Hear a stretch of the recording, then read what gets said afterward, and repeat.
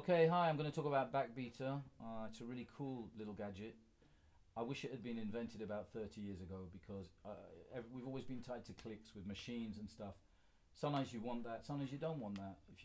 If you're pushing rock and roll, you don't always need a click. And people have, since dance music, people have got kind of a bit obsessed with clicks and stuff. And sometimes you listen to an old Stones record, it ends up about 3 or 4 BPM faster than it starts off.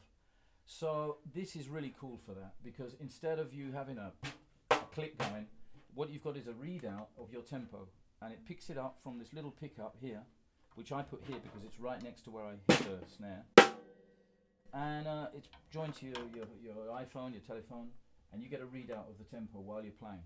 It's got velocity, it senses the velocity, which is really cool. So it doesn't pick up any little grace notes, what we call grace notes. It just gets the main backbeat.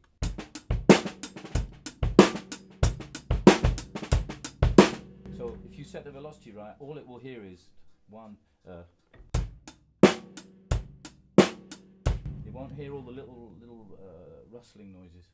So it works out the tempo from that, and you're not stuck with it. So you get a readout, you can follow it, you can see if you want to push a little bit or pull back. You can have that human thing, which personally I think is really important, and it's so cool for me, this thing.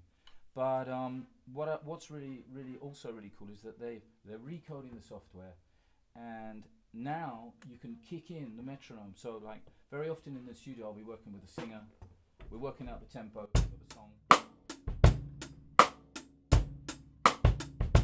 and we'll find the right tempo. I can glance at it and I can kick in the metronome straight away.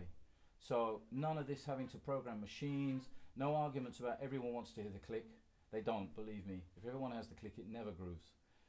You can have, usually I have a little sub mix there, so I have the mix of the instruments in the studio or live, and I have the Backbeater on another channel, so I can have that in a little earpiece if I need, or just visual. There's a visual readout as well.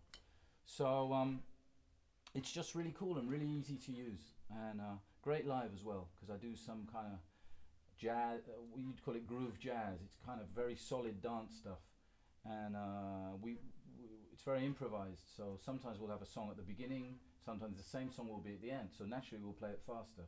So I'm not stuck to a preconceived, pre-assigned tempo.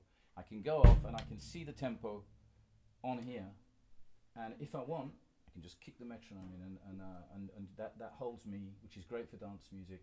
Or as I say, when you're playing a song, if you're playing a really strict tempo song in the studio and you want to push at the end, you can just cut it, take the metronome out, and you've got the readout of the tempo. I'm talking much too much, but really it's a great product, so I just wanted to talk about it because it's really useful. And what took you so long, guys, to make it?